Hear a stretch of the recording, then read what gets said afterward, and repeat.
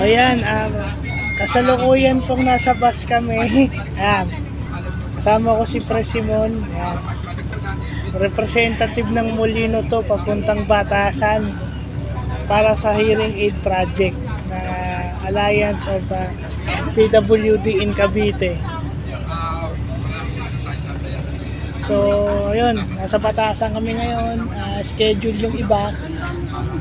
So, meron pa tayong Talaba. Meron pa tayong Talaba trip. Meron pa tayong Talaba trip. Ayan, may mga nagpipicture sa taas. Sa baba. Sa taas, sa baba. Ayan. Yan, kitang-kita nyo yung aming sekretary. Busy. Wala na.